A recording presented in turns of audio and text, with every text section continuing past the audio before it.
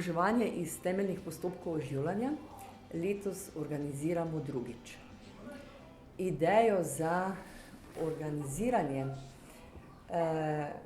izobraževanja iz temeljnih postopkov oživljanja in uporabe zunanjega defibrilatorja je prišla lansko leto od študentov, podiplomskih študentov, magistrskih iz urgentnih stanj v zdravstvu.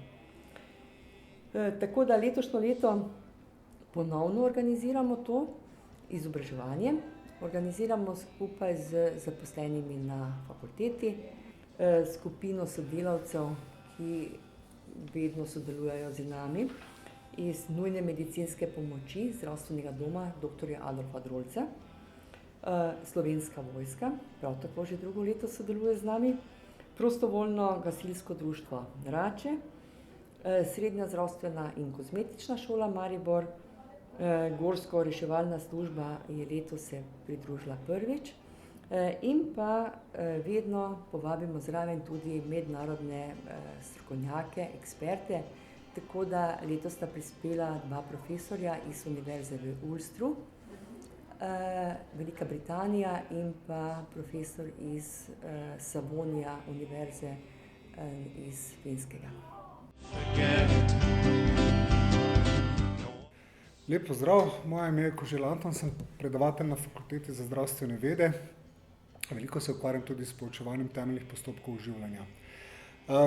Tu bi navedel nekaj dejstev, ki govorijo sami zase. Dejstvo je, da nekje v povprečju v Sloveniji okrog 5 ljudi doživi nenadni srčni zastoj.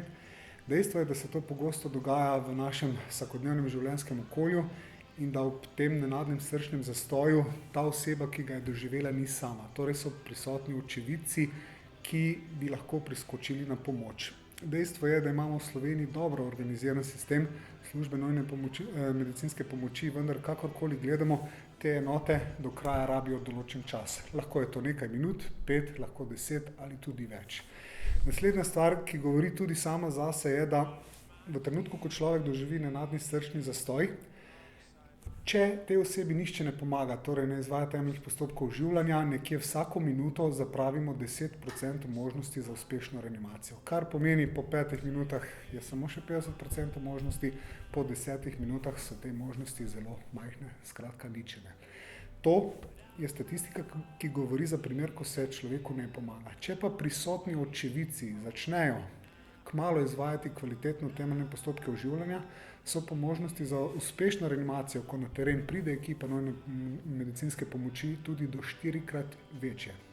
Mogoče bi izpostavil dejstvo, mogoče to tudi še toliko bolj očitno pri recimo, tako kot ste omenili, mogoče brezdomcih, ki takole obležijo nekje. Mogoče se ljudje, ko vidijo človeka, ki je leži v jarku, se prehitro odločijo in ga obsodijo. Najverjetneje je tako ali tako vinjen, ga še obsojajo in grejo mimo. Ampak lahko ta oseba ni vinjena, lahko je sladkorni bolnik, hipoglikemični komi, lahko se je nekdo poškodoval, lahko je doživel nenadni srčni zastoj, kakorkoli. Ni pošteno od ljudi, da a priori se odločijo, najverjetneje je vinjen, grdo mislijo o njem in gredo naprej. Zakonsko bi vsi državljani mogli pristopiti in pogledati, kaj lahko storimo in pač tudi poklicati nujno medicinsko pomoč.